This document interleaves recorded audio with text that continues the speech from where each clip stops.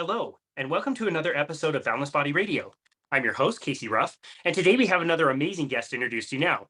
Giselle Bisson began her career as a journalist before becoming a Silicon Valley marketing executive with over 30 years of experience.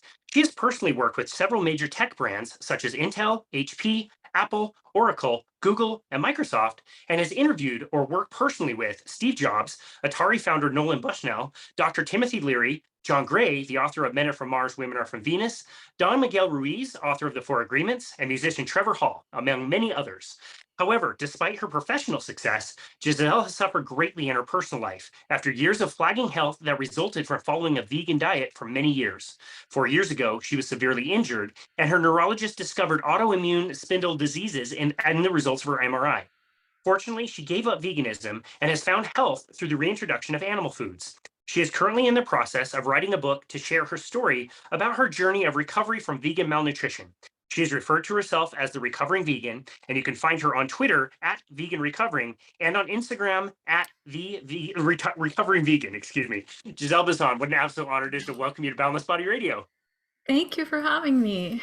I am so glad we connected. You and I have kind of been following each other on Twitter for a little while, and I started to see your content and kind of understand your story a little bit. And I even reached out to like host you on the show, and you were like, I don't know, like maybe. And then it was a few weeks later that you were like, you know what, we have to do this. We have to get this message out. I'm so grateful that you were able to come on our show today and talk about your fabulous journey. Thank you. I was sort So, of postponing it because I was in the middle of the early stages of transitioning to the carnivore diet. And I don't know if it must be different for everybody, but the first 3 weeks were really rough. And I they're was rough. in no condition to be on a podcast. Yeah, no worries. I totally Yeah. understand. We'll definitely get to that. Before we do, I wanted to ask you two questions. I'm gonna throw one out with all of your work that you've done.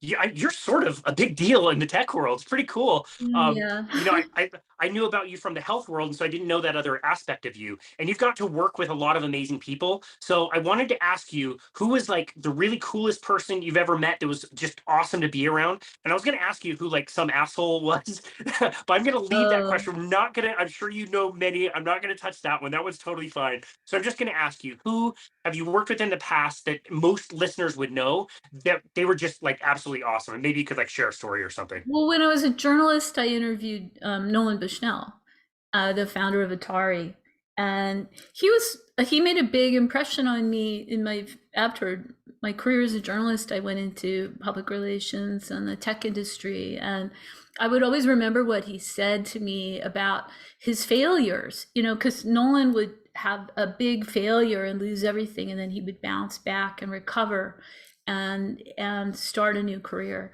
And he's done that over and over again. And he's quite famous for that, and he's really good at it. I mean, at the time that I interviewed him, which was in the 1980s or 90s, he was working on personal GPS, Wow. and that was considered completely weird. Like, well, what does anybody need a GPS for in their Right. car, right? And another thing he was working on that was completely weird at the time was personal robots. Wow. Nobody could figure out what would anybody need a personal robot for. You know, now we have these robotic vacuum cleaners and stuff. So he was really, really way ahead of his time, and he used to say things like, well, business is a game where you keep score with money. But you know, I mean, somebody like him, he and many of the other CEOs I worked closely with, I worked like very, very closely with many CEOs, including some famous female CEOs like Sandra Kurtzig, who was one of the early CEO founders. I worked with Louise Wanier, who invented something that most of your readers or listeners might not remember. It was called VCR Plus, and that was back when we Oh had wow. VCRs, and they were really hard to program in order to record a show. And she came up with a relationship between the TV guide and the machine, and invented a technology that enabled people to program their VCR. And she made millions and millions of dollars off that. And then I worked with Louise on some other companies that she started. So I had, you know, the opportunity to work with some really, really smart, you know, Harvard MBA. Yeah, that's incredible. Wow. multimillionaires and billionaires. And that career hit the skids when I had a car accident. I mean, my career started hitting the skids when I became a vegan. And I remember I was brought into HR, and she said, uh, "You're too thin." Wow. And they also said I smelled funny. Wow. I smelled weird. I was too thin. And then they didn't fire me, but they wouldn't let me go to client meetings or travel anymore. And they just started keeping me in the office, hidden behind the scenes. And I sort of got the message. And it was hard too, socially, because I couldn't, I mean, at that time, which was around 2000 and early 2000s, nobody was a vegan yet. Now everybody is, but at that time nobody was. And so there would be these catered meals and happy hours, and everybody was drinking alcohol and eating pizza and everything. And I couldn't participate. And it made me sort of an oddball and not part of the team, you know? Yeah, totally. Wow. Okay. Well, that's a great segue. I did want to talk about how you got into veganism to begin with. I would submit that I frankly I don't think there exists one vegan that went vegan for a horrible reason. It's always a great reason to Yes. go vegan, and it's for your health or for the animals or for the planet or whatever. Amazing. All of those are amazing reasons to go vegan. So, but to get there, you have to be interested in health and diet at some extent. So what was your journey like? Like how did you progress through different maybe dietary strategies before you got to veganism? Well, I was always really interested in healthy food and cooking, and I started as a vegetarian in the 1980s in college, and I saw a copy of a cookbook called Laurel's Kitchen. And I read that cover to cover, and then I was really into the Greens cookbook and the author, Deborah Madison, and was very passionate about going to ashrams and yoga retreats and places like Esalen Institute and the San Francisco Zen Center. These were all the early pioneers of vegetarianism and what later became veganism. It usually came out of a spiritual community. And when I decided to go vegan, it was actually after I'd been eating meat for a while. I moved to the south of, I went to France on a kind of a, you know, personal journey to learn about my ancestors and discover my French and Italian heritage. And I did genealogical research and then tried to find the villages of my ancestors. And I was very interested in what they ate. And I ended up through a series of synchronicities in the south of France, and I fell in love with a Frenchman. And he happened to be an organic food and wine expert, an agronomist. He's educated, the master's degree in this, and worked for the French government, helping them to market different organic foods. And we traveled around France together and visited farms and wineries, and we got all our food from a garden. And he taught me so much about agriculture and organic food. And after eating duck confit and even foie gras and the real true French cuisine, and traveling all through these wonderful places, and one of the first things he fed me was escargot. But escargot isn't this fancy thing in France. It's a peasant food. It's actually garden snails. Oh wow. And you collect the snails out of the garden, and then you put them in a little, like a terrarium, and you feed them cornmeal until they fatten up and they clean out, and then you cook them with garlic butter. Wow, I did not know that. They It's didn't teach me free that in French food. class. Wow. Most of the stuff we think of as like really classy French food is like rock bottom poverty food, you know? Wow. And it's just different ways that you utilize little bits of this and that and scraps. And a lot of French food is foraged, and we did a lot of foraging for wild blueberries, and we foraged at the ocean, and we would buy fish from a fisherman, and we would find anchovies, anchois. And anchovies are just these little tiny fish that you see when you're swimming in the ocean. They're very plentiful. It's actually a very ecological, low on the food chain thing to eat that doesn't harm the ecosystem.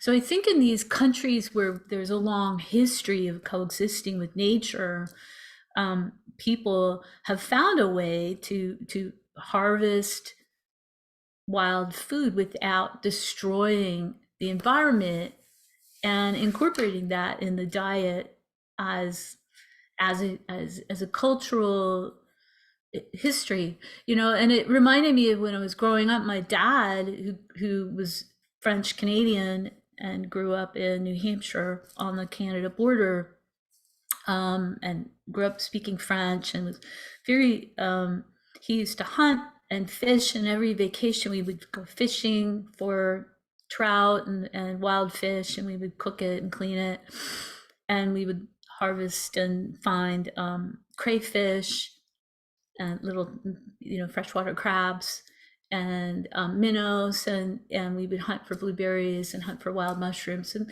this is, dandelions. This is what we did even in the United States just a generation ago. Yeah. And Yeah. we ate a very heavy meat diet just a generation ago. Yeah. Yeah. And No, that's right. yeah, it's not that long ago that we strayed so far from our nutritional heritage. So I returned from France, and I got back to the United States, and the first thing I did, of course, is I went into a grocery store, and when I smelled the smell of the meat department in like my local groceries, we didn't have like the culinary magnificence that exists in the United States now at that time in 2001, 2002. It was pretty bad. And there weren't any cheeses like the cheeses I ate in France, and there was no raw dairy, and the eggs were factory farmed. And I started reading books about American food. I got interested in this, and I read like Diet for a New Planet, John Robbins. I read Frances Moore Lapay, and I read a book that was popular at that time, was a bestseller called Fast Food Nation. And when I got to the chapter, and I'll never forget the moment I was like in my bed late at night reading this book, and I got to the chapter where they talked about factory farming and the relationship between the factory farms and the fast food industry, and how awful it was. And I was almost sick to my stomach, and I just thought, I just can't eat this stuff anymore. Yeah. I can't eat American meat. And so I started getting interested in veganism and reading about it, and that led me to a vegan cooking class. And I went to a vegan culinary academy called the Living Light Institute, and I was just totally enamored with my teacher. She was a protege of Anne Wigmore, who started the Hippocrates Institute, one of the real, I studied one-on-one with some of the top vegan chefs and influencers, and got deeply involved in it. But it was just after that weekend, I just went vegan overnight. Yeah. Wow. Okay. So it sounds like you've always been concerned about health, but your transition into veganism was more like the taste of coming back to American meat after eating in France. Combine that with the ethics, the ethical side of things of like Mhm. factory farming's terrible. I can get away with not eating this at all. And you're learning how to prepare these wonderful vegan dishes. So yeah, grand slam. I mean, that would have been a multitude of reasons why you decided to start veganism. And my How yoga practice, and That's right. visiting ashrams and being more and more involved with the yoga and spiritual community. Yeah, gotcha. Okay, so people talk about the initial transition, that honeymoon period on veganism, and it's a good long while that things are working. They're working well. You learn how to combine different foods for proteins. Like, what was your experience when you first got started during the time that everything was like going swimmingly? Well, first I felt great, and I think looking back, the reason is, first of all, you're eating tons of sugar. You've got a sugar high because you're eating so much fruit and dates And the desserts we made a lot of desserts that were raw vegan desserts. They're made with avocados and coconut and dates, and they taste fabulous, but you are getting a lot of sugar, even though there isn't any white sugar in these desserts. They're still very sweet. So you start getting really addicted to sugar. At least I Yeah. should say I did. And the next thing that happens, of course, is you're with all these like super happy people, and that community is very well to do. A lot of wealthy people are drawn to veganism, and so you're hanging out with all these wealthy people and getting invited to all their gorgeous houses and everything. So it's kind of an exciting place to be, at least it was at that time. And I was hanging out with people like David Wolf, and I was following around Gabriel Cousens, the doctor who's a vegan doctor, and going to his meditations and his workshops. I mean, I was really, really into it. And this is why I get so the culture was really fun and very buoyant, exuberant at that time. And we really thought we were changing the world and doing the best thing for the planet and for the animals. Everybody had the best intentions. Yeah. So what happened with that community over time? Oh, I started watching people deteriorate. And because I was living in a Vigo echo chamber, and I go like this. I had vegan tunnel vision because I lived in a vegan echo chamber. And then when social media came around, all of this was pre-internet pretty much. And then when social media emerged around 2005, 2007, first it was other social networks, and then we had like Rise, and then we had Facebook. And so you would then, I was just surrounded with this with other vegans mostly, and even my family. I mean, my family was my cousins, my sister, my brother-in-law, all of our family gatherings and Thanksgivings and everything were vegan. Yeah. I Wow. was like really all vegan all the time, and then I started more and more doing my public relations work, either in the tech industry. I worked for a company that had, I worked for a vice president who was an executive who was vegetarian, who was Indian. And I worked in a company where all of our meals were catered in vegetarian.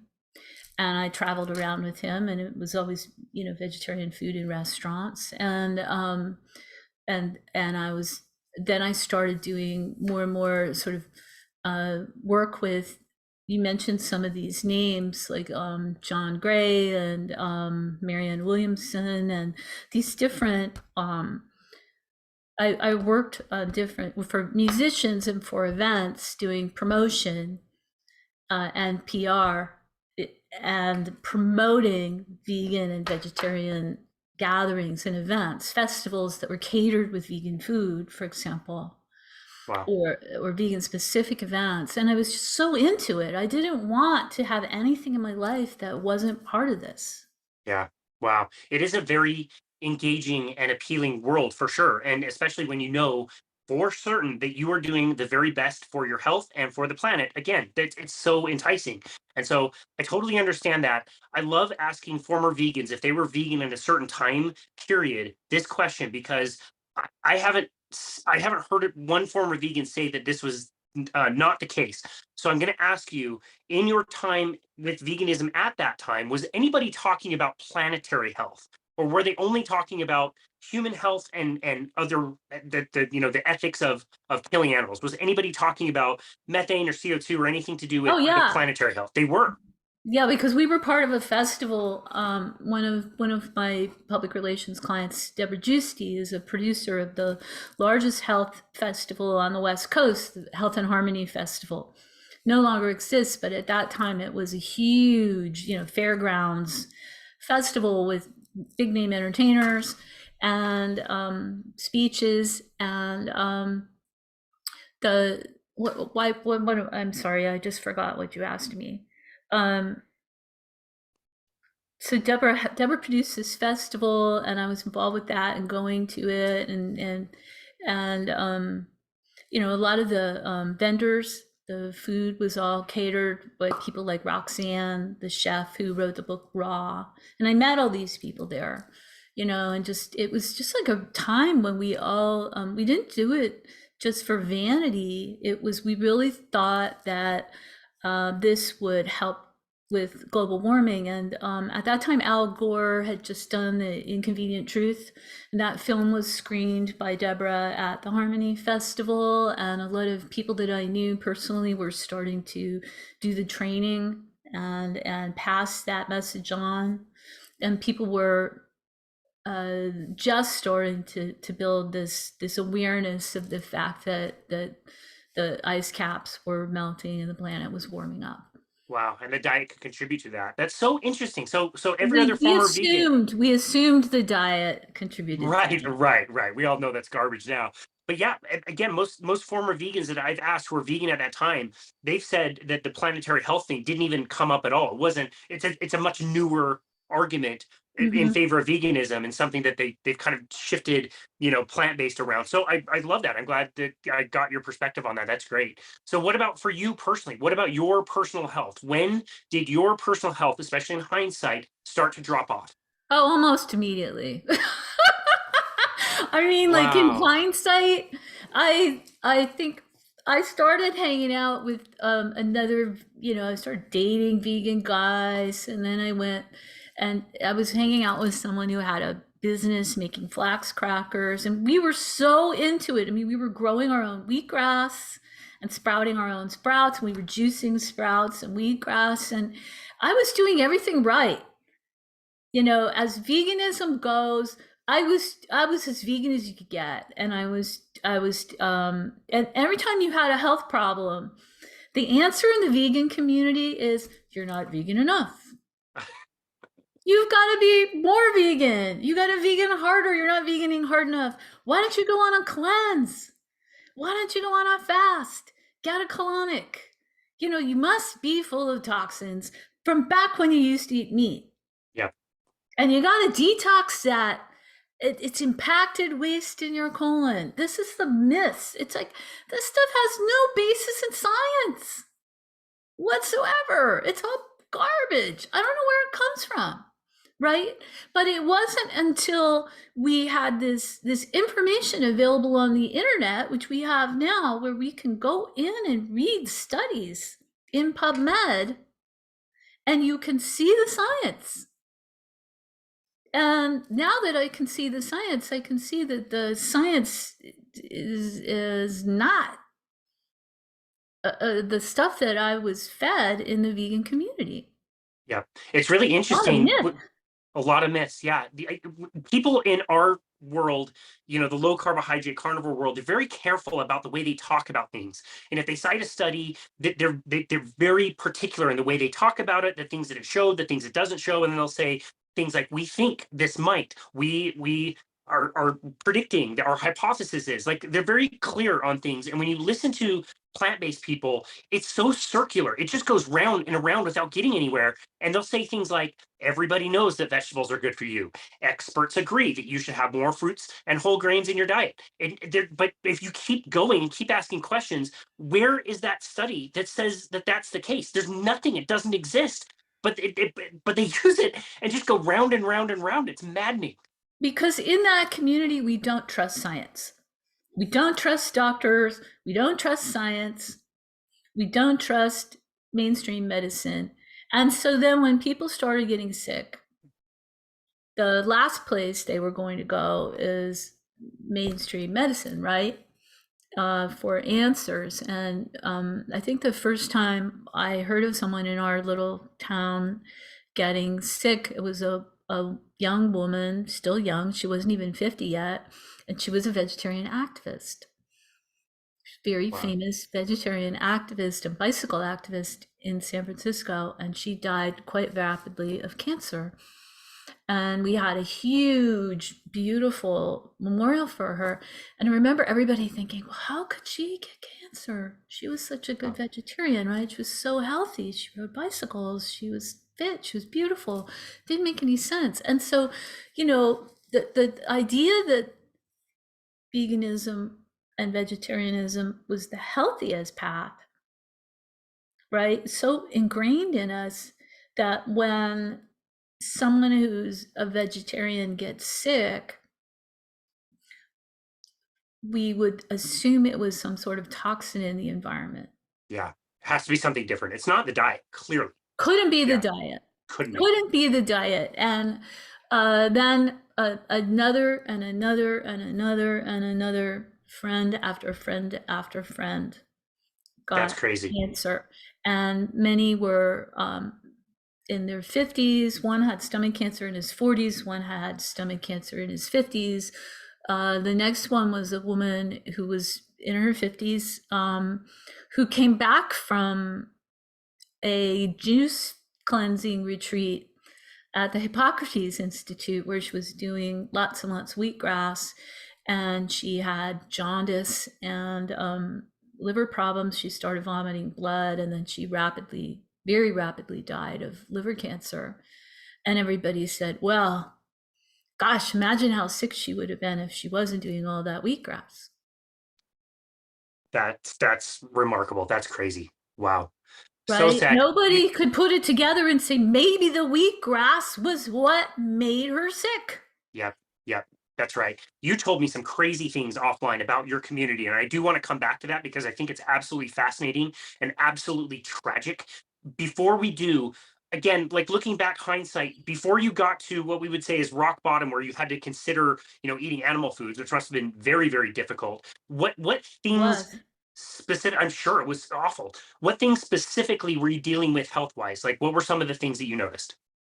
Well, when I first, the earliest stages of the vegan health problems come in stages. You have the problems that you get. I was about 40 when I went vegan. And so the first problems I started having were cold fingers. I was cold all the time, freezing cold, shivering in bright sunlight. I lost my menstrual period. I went completely flat chested. I went from normally a C or D cup to like an A cup, literally like flat as a board. I lost so much weight that I could fit only in size 0. And then I had to shop in the girls' department. So, you get to this point where is this veganism or is this an eating disorder? Yeah.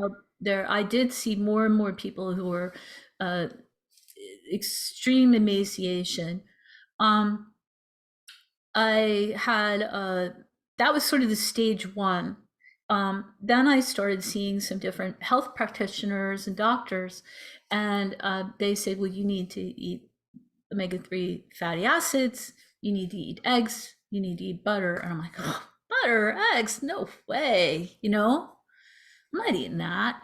And the problem is when you haven't been eating those things for a long time, you can't digest them. That's right. Lost the ability to digest them. So I would feel really sick, very, very ill when I tried to eat those things. And I was trying to gain weight. I was just forcing anything. And I found the only thing that really would put any weight on was to eat bags of potato chips. Wow. Which now we know about seed oils. Couldn't have eaten anything worse. Right. But at least I was getting the calories and I was able to put some weight on and warming up my body. So it took a while before I was able to introduce eggs back into my diet. And that happened when I lived on a rural property and we were raising our own chickens. Wow. So I was very unhealthy at that point. And that was around 2012. I had just gotten back from this music festival where I was doing in Mexico for the end of the Mayan calendar, where I did all the PR and brought 70 members of the international press to talk about the end of the world. And everything was, of course, vegetarian and vegan. And I got really, really, really, really sick. And that was probably what I thought was my first rock bottom. Really, really ill in a foreign country and unable to I was just stuck in a tent basically for a month, vomiting and diarrhea, and it might have been dengue fever or something. I don't know. A month. A month. A Wow. month like that. Well, I had friends coming in, checking on me and paying my bill there and bringing me juice or water, and finally managed to just to get to a doctor about some antibiotics and managed to get home, fly home. And that was when I started eating the eggs and taking a lot of supplements. But the eggs, we were so, this is another thing that happens to you when you go super vegan. Nobody wants to hire you anymore, and you're so spaced out that you start getting broke, right? So I went Wow. from being this 6-figure computer executive to struggling. And, my boyfriend and I are growing our own chickens for eggs and growing our own kale and juicing our own wheatgrass. And we're feeding the chickens bread that we're getting, stale bread. So the eggs were making us sick because they were eating gluten. The chickens were Wow. eating. I now have the knowledge that when you feed an animal grains or soy or canola,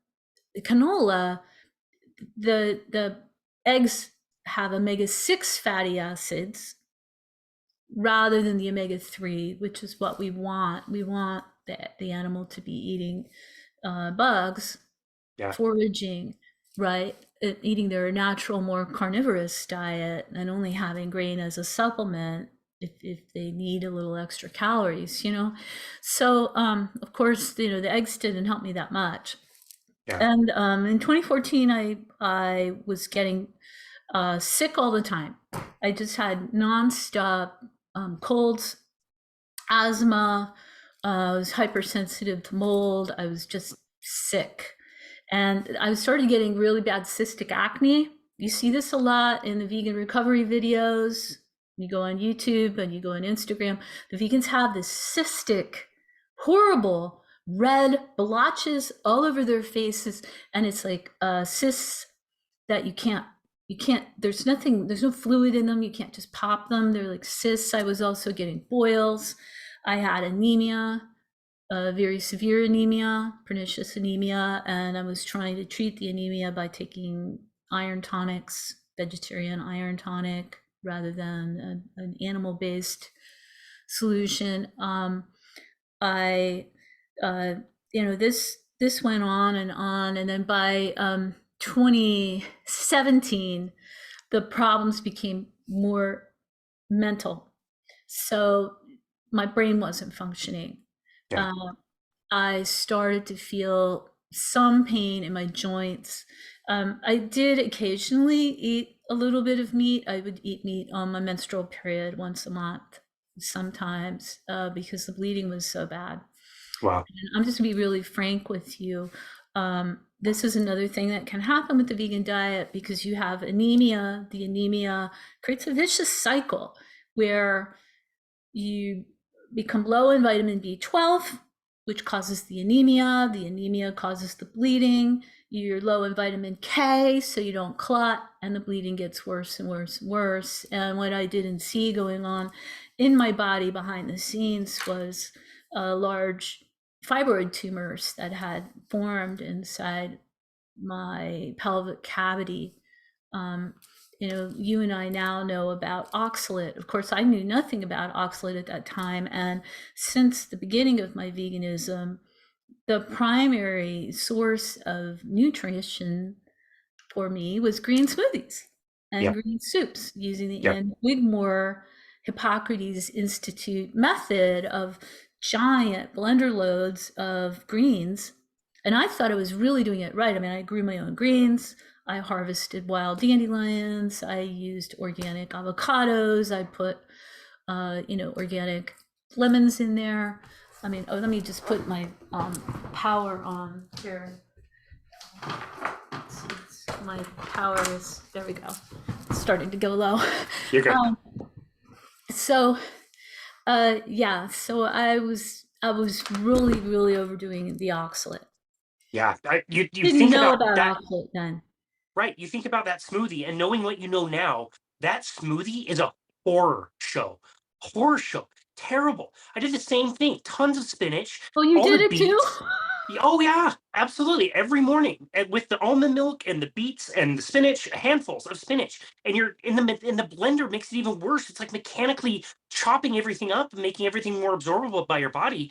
Like people think they're doing themselves a favor. That is straight up toxic poison. Thank you for saying that, because when I tell my friends that, they think I'm nuts. Yeah. No, And people will I would suffer. put it all in my Vitamix, which I paid over $500 for.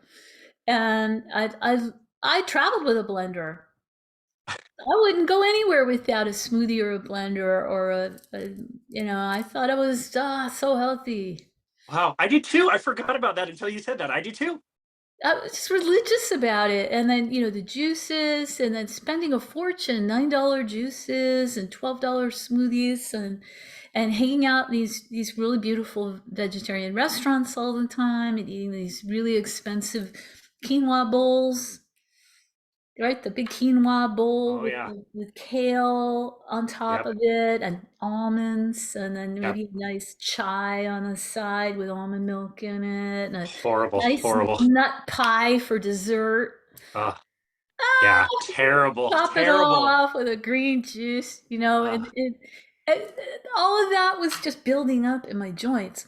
So now we get to, you think every time you hit rock bottom, you think you've gone as low as you possibly can go in your life. And what you don't realize is there's another level that's lower. hmm.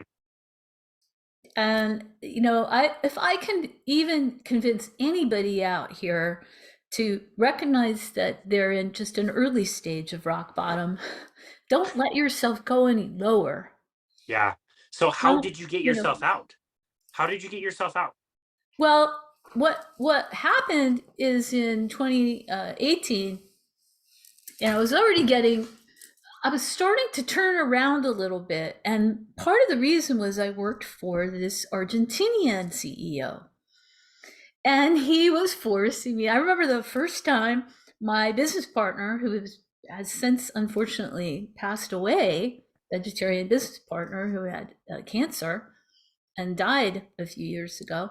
But she and I went to this really trendy vegetarian restaurant. We took our client there for our first business meeting, and he walked in, strolled off the plane from Buenos Aires or Brazil or wherever he was coming in from, and he looked at the foods that we had ordered, and he almost spat on them.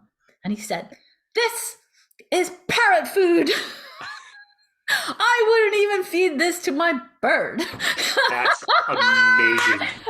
And he said, "Do they have any meat in here?" And so he ordered that the only thing that had any meat in it had maybe some chicken. And he ate it with absolute disgust and picked around all the vegetables. And he said, "From now on, if you work for me, we're going to be eating the right, proper kinds of food, And then he took me to a barbecue, one of my meetings with him to meet some scientists. And we were on the grounds of NASA, and it was really cool. We're barbecuing on these. NASA has these barbecues in Mountain View near the Google offices that are like made out of rockets, like the top of the fuselage. Very Turn cool. it upside down and turn it into this giant barbecue pit. And Amazing. so, it's cold, and it's a cold day, I remember, and they had marinated all this steak. And they were really proud of it. There was red wine, and there was steak, and maybe a little salad, and there were some special sauces, wonderful sauces, Argentinian sauces. And of course I had to eat it, right? This is my client. This guy's feeding me. He's paying my bills. I've got to be polite. And I took a bite of his really amazing Argentinian steak. And every person who eats meat again for the first time after a long time will kind of, you can remember it. It's almost like losing your virginity or something, right? And it was like the lights came on, it's like, bing. It was like my brain rebooted, That's you what know? they all say. That's what you all say. It was eggs were okay. I had some chicken and it was fine. I had red meat and fireworks in my brain for the first Fireworks in your time brain. in 40 years. And I warmed up, and I wasn't so cold, and I started eating more and started eating more, And then, of course, I didn't eat meat again for a while until he took me to a dinner party or took me out to eat, or we were at a conference or something. And there was meat around, and I started eating it. So I think that really started turning my life around. I started making money again. My business was flying, things were going really good. And, And I was starting to get involved with cryptocurrency and I had a PR agency for crypto. We were flying high. I was in LA for a crypto conference, and I took a ride sharing vehicle that night on the way home from a dinner, and I was in a car accident, and my spine twisted, my neck twisted in such a way that, uh, it was a fairly minor accident, maybe for most people, but what I didn't know is that my spine was so deteriorated at that point that it ended up being very serious. And I had MRIs and saw I couldn't walk anymore. I was in intractable head to toe pain. I think the rock bottom was being in bed and just in a fetal position and crying and in so much pain, thinking, I just don't know if I can continue living. Wow. I can't go on with every day of my life, every minute of my life being this painful. Wow. And I saw many, many doctors and neurologists and specialists, and went to chiropractors. I had chiropractic work, and then I found a traveled long distances to a doctor who was able to read my MRI and see what was really going on inside there.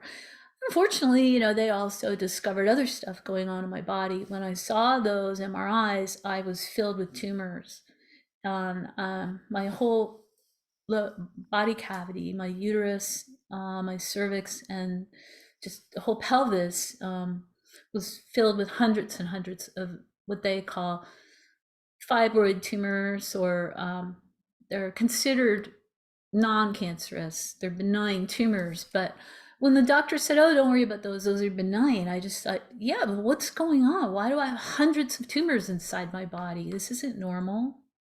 And one of them was about this big, and it was blocking my bladder. So my bladder was like half of the size, right? Wow. It should be. So there were a lot of things that I was aware of for years and years that were starting to go wrong inside my body. I could kind of feel it in there, but I didn't know what it was. And it's hard to get MRIs. They're very, very expensive. And so it wasn't until the spinal injury that I was able to see that something was wrong.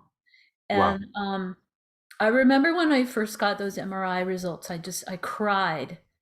I cried and cried, and then I just thought, I started realizing that maybe veganism was the reason. Wow. Maybe veganism did this to me. And then I was pissed. I was really, and this is another thing you'll see in ex-vegans, right? Unknown caller. Haven't you seen this in yourself and others? When you realize that veganism might have been the reason you're sick, you're angry. Yeah. You feel betrayed. I was pissed. I was really, really angry. And I formed this Twitter profile, Recovering Vegan, and I chose that name to spur the moment. I just felt like an addict, like an alcoholic that was recovering. I was recovering from this eating disorder, the psychological disorder of veganism. I was starting to form this idea in my head at that time that there was something really wrong with this programming that we all had, that was telling us to voluntarily harm ourselves, right? And here I was, very, very, very sick, in so much all over body pain, and visiting doctors 3 times a week for physical therapy, and going through laser treatments, cold laser therapy, physical therapy, barely able to walk from my car to the doctor's office, seeing all these people coming in there with wheelchairs, and then discovering that I had MS, that I had ankylosing spondylitis, that I had multiple autoimmune diseases in the spine, right? So where did this all come from? So I started following doctors. I started following people like you. I started following Sally Norton. I started following Paul Saladino and Sean Baker, following different people in the keto community, mainly because a disabled girlfriend of mine told me that there were people who were having some success with the keto diet if they had pain. Yeah. Wow. So, and then there was a friend of mine on Facebook who said that he was having some success with eating an all meat diet for his pain. And that just seemed so repulsive and gross. You know, that eating meat or eggs or fish was hard enough, but just the thought of eating nothing but meat seemed really disgusting at that time. So it's really been a process. I mean, it's taken me since that first bite of meat, it's taken me almost 4 years Wow. to get to the point where I'm eating a carnivore diet. Yeah, which you started on World Carnivore Month, which was January of 2023. And yeah, you said you had some adjusting, which is really uncomfortable. There was one time that you and I were messaging and you were talking about the gunk buildup on your teeth. Like, Still holy, have that it. oxalate, yeah, that oxalate, that's one of the ways it comes out. And that's the tricky thing about consuming oxalates is you have to be so careful, not only consuming them, but the way you back off of them. Because when they come out, they're going to come out maybe more violently than they went in, and it might be completely different symptoms that you might not even know about. So it's Or crazy to hear about that. the same symptoms all over again. Sure. So Yeah. I was re-experiencing the symptoms that I had years ago when I was on the all smoothie green diet, and those things would happen to my body. And I thought my friends would say, "You're detoxing. Right. Yeah. Go more Such a vegan. Be more vegan. Try a water fast. Try be a drinking your own fruitarian. urine. Maybe if you drink your urine." I remember, okay, you want to hear some bad vegan stories? I went on a date once when I was a vegan with a vegan guy, and he said, "Can we go back to my hotel room quickly? I just need to do something." And I'm like, this is a weird pickup line. And he pulled out this giant stainless steel bowl and he peed in it and he drank it in front of me. In front of you.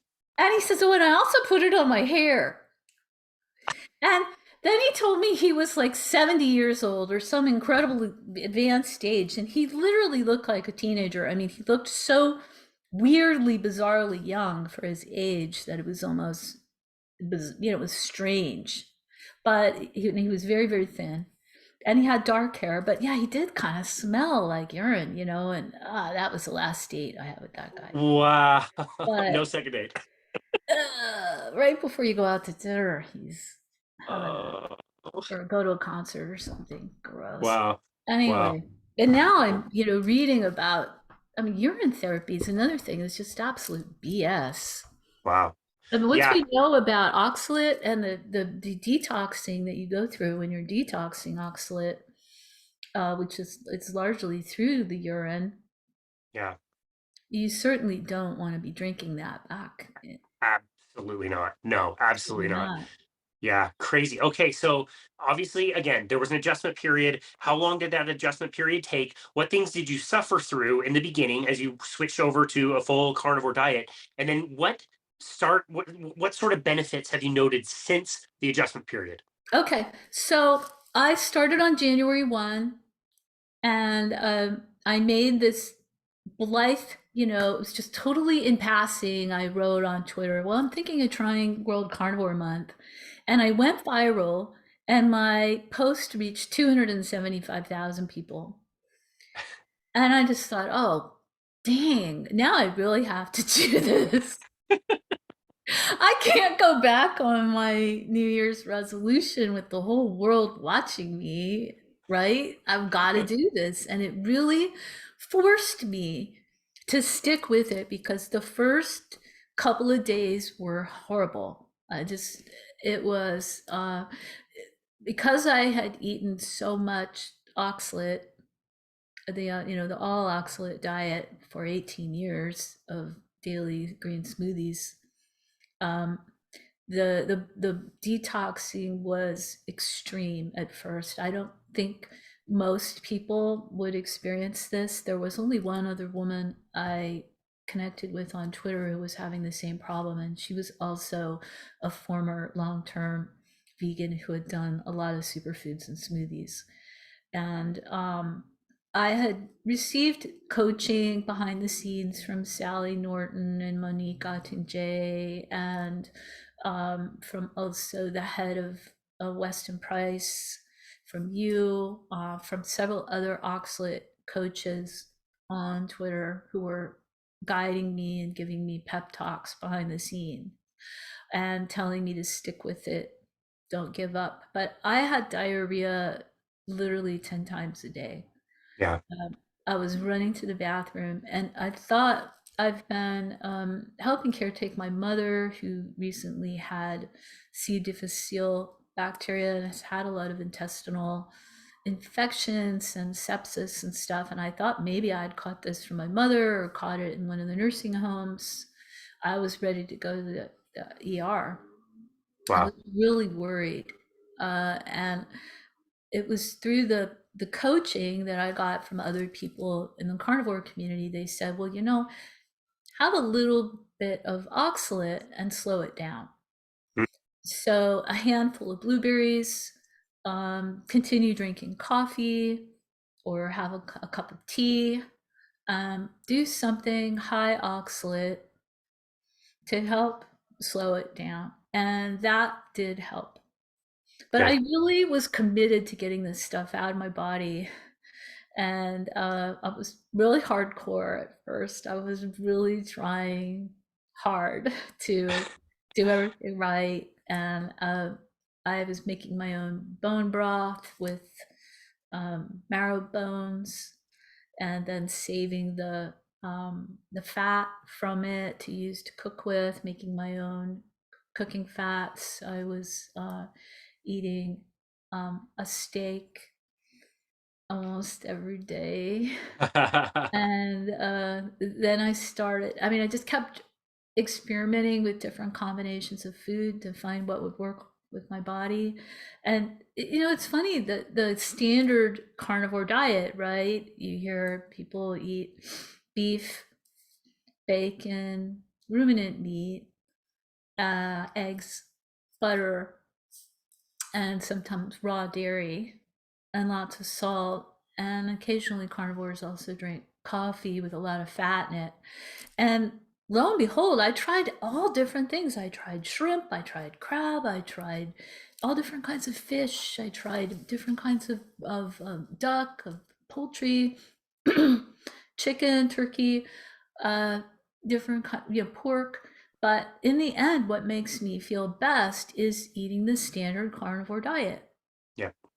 Ruminant meat, Yeah. right? It seems to work best. Like just a couple hours ago before this show, I had a bison steak, a bison ribeye, which I cooked in bacon fat, and I feel fantastic. Yeah. It's so interesting now that I've coached so many people through the carnivore diet. There is a definite progression there. I can't stand to look at meat. I don't like meat. I don't want to touch it. Okay, my health is tanking. My brain isn't working. So maybe I'll have a little nibble of an egg. Maybe I'll have a bit of chicken. I can do a little bit of fish. Things are getting a little better. Red A meat is still little absolutely better. repulsive. I don't want to look at red meat. It's gross. Let me try a little. Okay, let me try a little. Okay, let me try a little. And the taste for everything else seems to just drop right off a cliff. And it's like red meat is exactly what you needed. Your body starts, it's intuitive eating. Your body starts telling you what it wants. Yep, And if you exactly. listen to your body and really tune in, and listen to how you feel after you eat something, like I was visiting one of my vegan friends, and he made me this coconut milk, turmeric, chai stuff with all of his little superfoods in it, and he was really proud of it, and he really wanted me to drink it. And I had some just to humor him, but I knew that my intestines were going to start churning, And that is the only time in the last 50 days that I've felt indigestion is when I eat these spices, restaurant food, anything with a barcode on it. Yep. Whenever shrimp, the shrimp scampi that's pre-made, anything pre-made, anything packaged. Yeah, it's really the most restrictive diet imaginable, but it's also very pure. Yep. It's purer than what we thought was pure as vegans. That's right. And it depends on how you look at restrictive. It is restrictive in the sense that you're not eating many foods, but it's completely unrestricted for how much you can have and the boundless amounts of energy that you can have on the back end. That's unrestrictive. Boundless energy when you're awake, but then as soon as you go to sleep, boom, out like a light. Yep. Get way more efficient sleep. So I find I wake up way earlier and I'm almost like in a panic, like, I think I should go back to sleep, but my energy's good. I never feel tired during the day. I don't need a nap. I'm just like, okay, I got all the sleep I needed. Now I can go be productive. I can go do something. It's great. It's like being on I describe it as sort of like being on a limitless drug. It's awesome. I know. That's a great way to describe it. That's a great way to describe it. Okay, so World Carnivore Month ends end of January. And I want to say, I don't know if you tweeted something. I think I just asked you. I maybe just DM'd you and said, like, hey, what are you going to do? I'm just curious. Honest question. Like, do you think you're going to continue with the carnivore diet? And maybe you tweeted about it or something, but I remember the tweet the next day that said, February 1, I'm going to keep doing this. Yeah. Why did you decide that you wanted to continue doing carnivore? Because I think I ate something that wasn't carnivore and I felt lousy again and I had an IBS flare and I realized, wow, it's just not a coincidence. This is not all in my head. When I eat spices, pepper, garlic, any kind of sauces, anything that has seed oil or canola oil in it,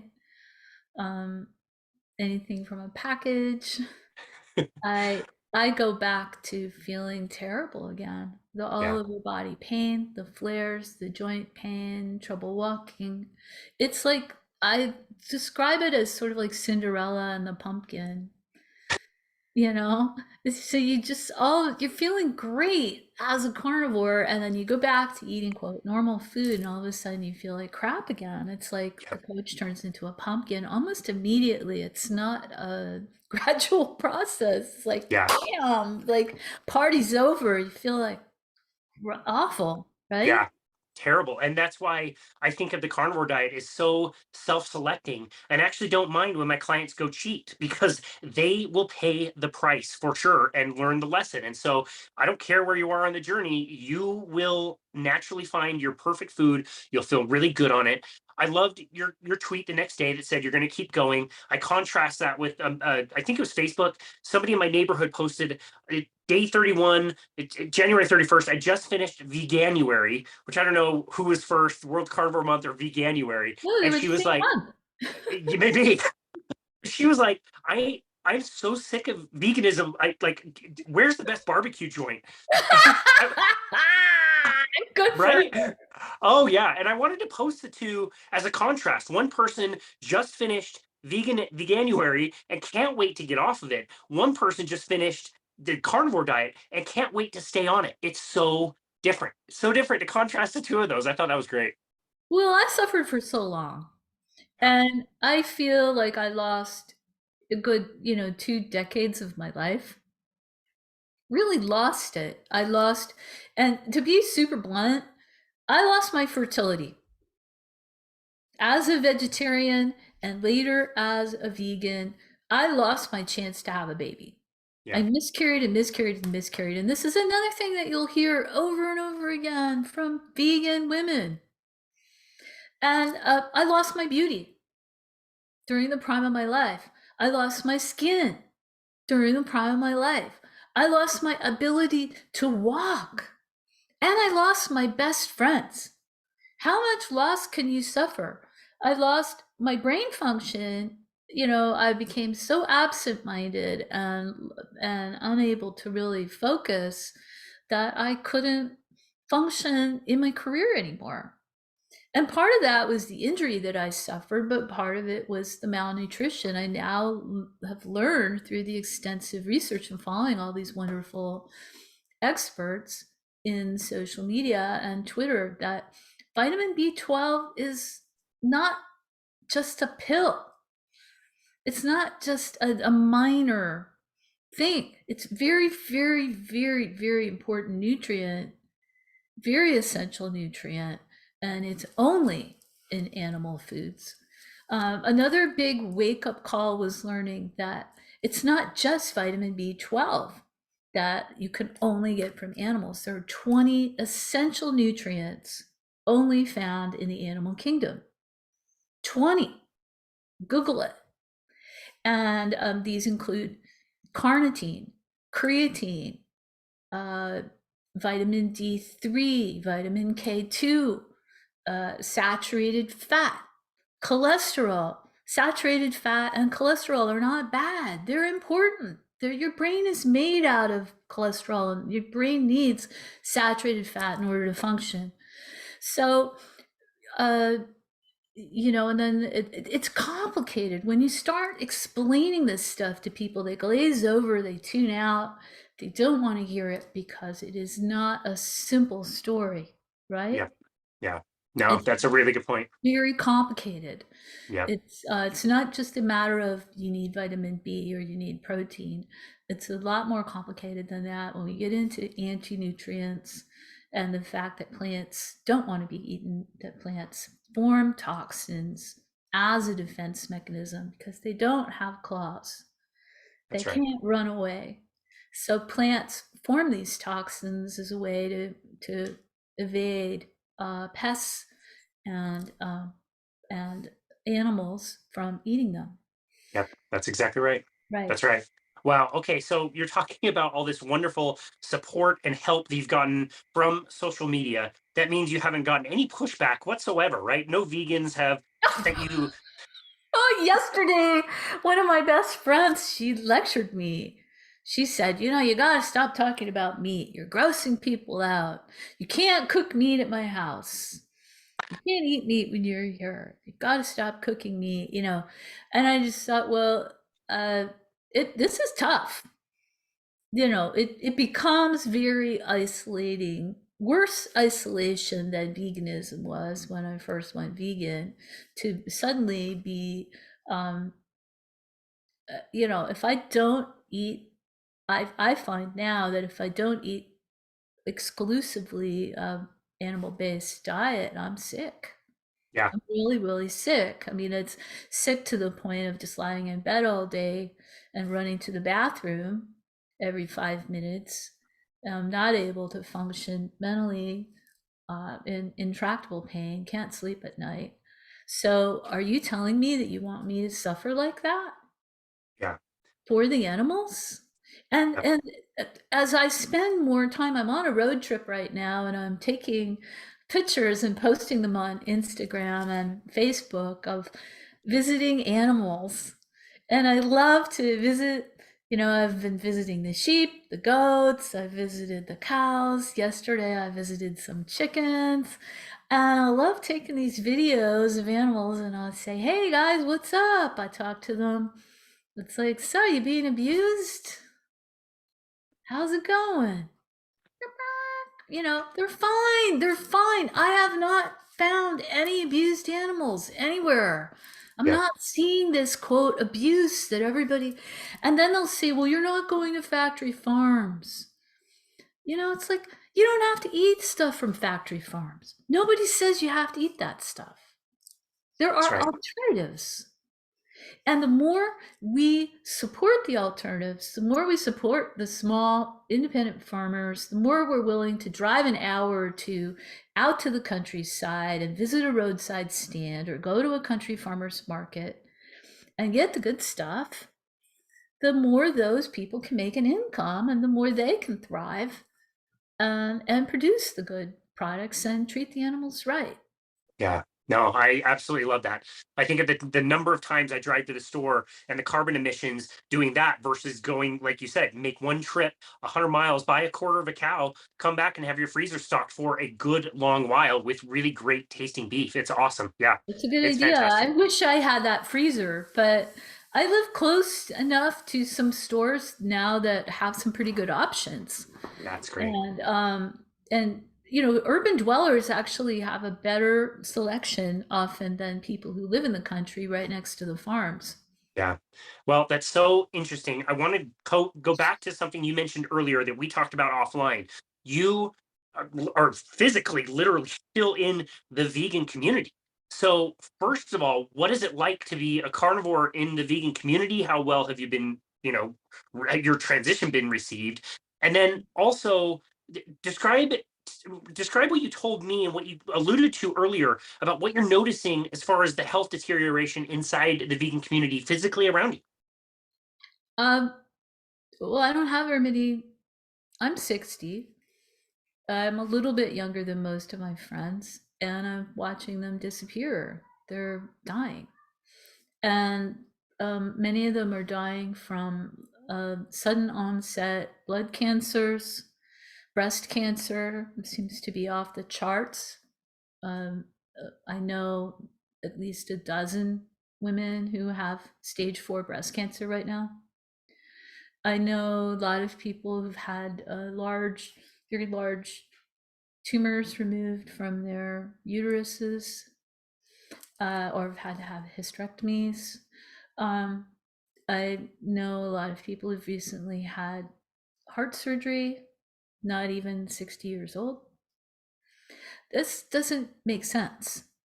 And I know there are a lot of other a lot of other challenges right now. Some people have been having adverse reactions to COVID, long COVID. Some other people are having adverse reactions to the vaccines. But this is, I think, another challenge that we're facing is that we're not eating our human appropriate diet. Yeah. And when people say, well, everybody's different, they say that just might work for you.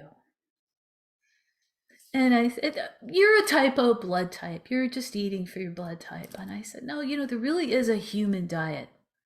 Just like your cat eats a cat appropriate diet, your dog eats a dog appropriate diet.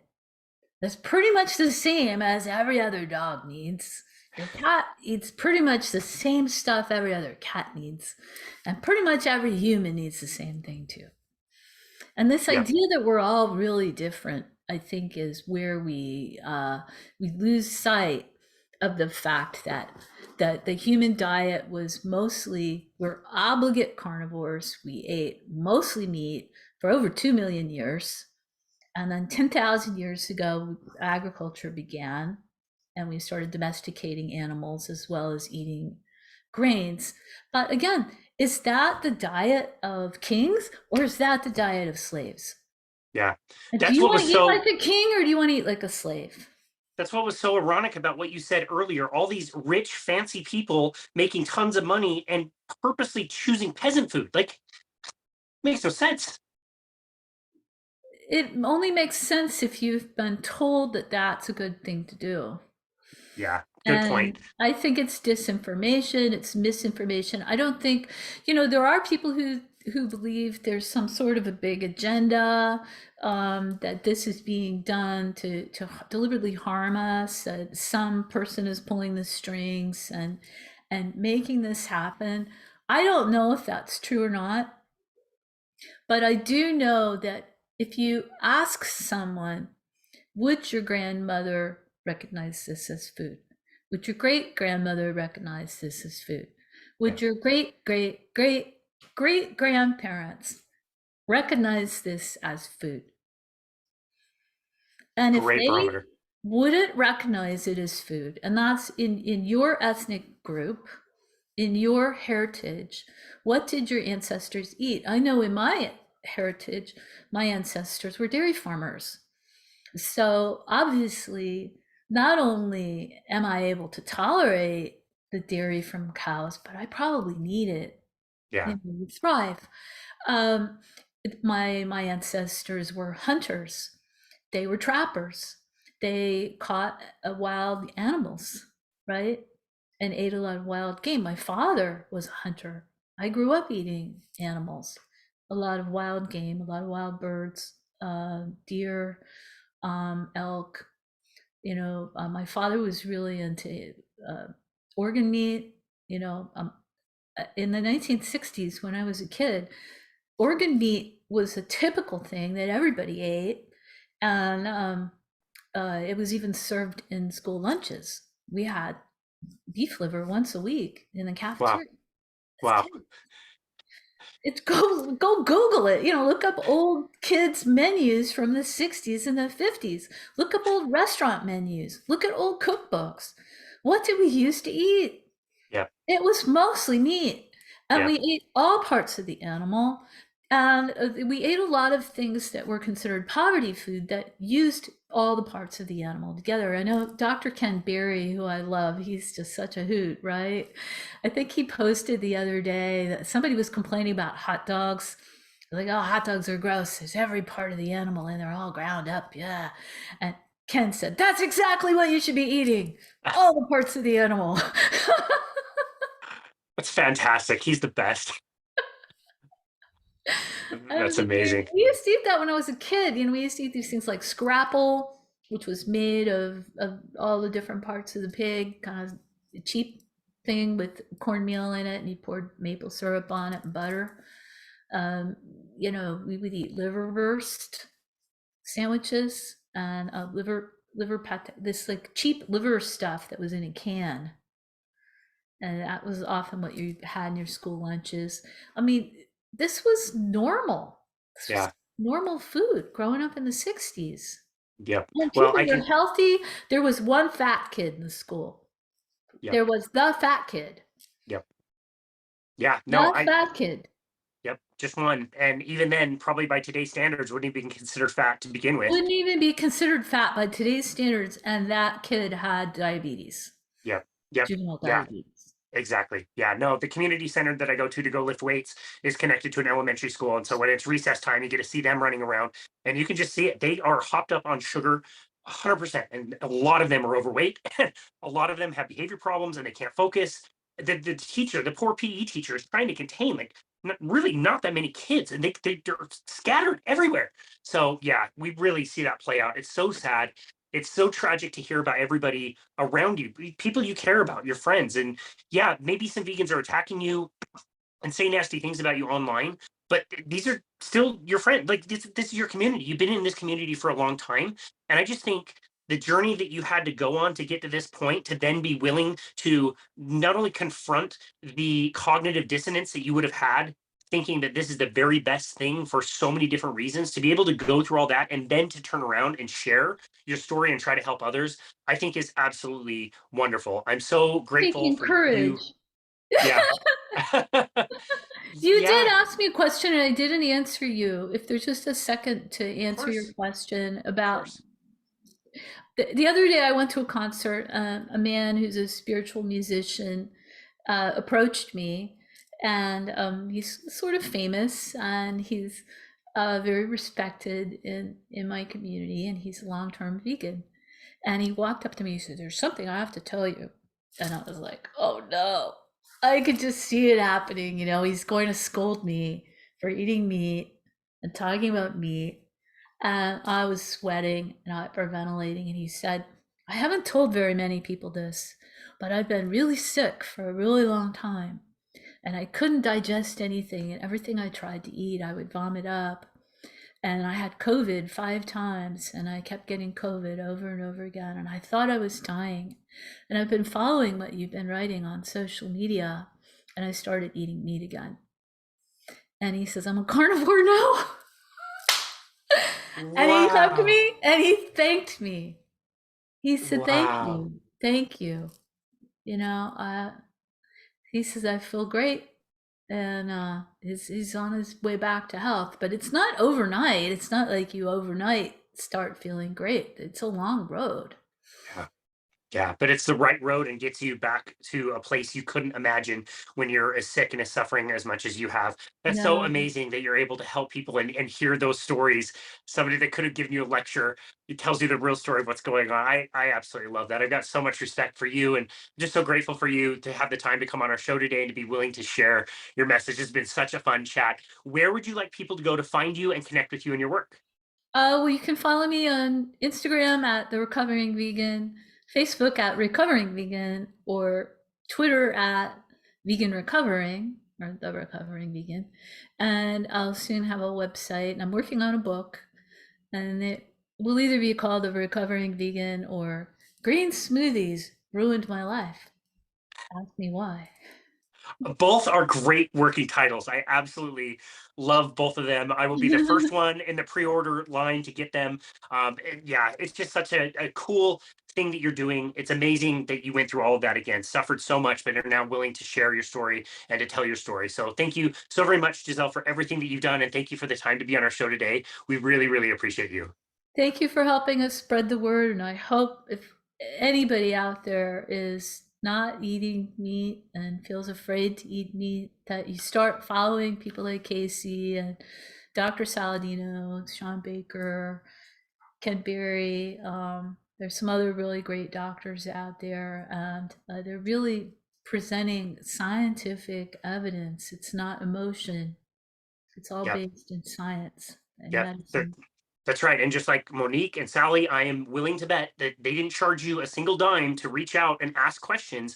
It's a very supportive community. So yes, if you're Yeah. out there and you have questions, please let us know so we can help you. Yeah, you just need some coaching and we're more than willing to help out with that. Giselle, thank you again so very much for coming on our show today. Really appreciate you. Thank you. Absolutely. And this has been another episode of Boundless Body Radio.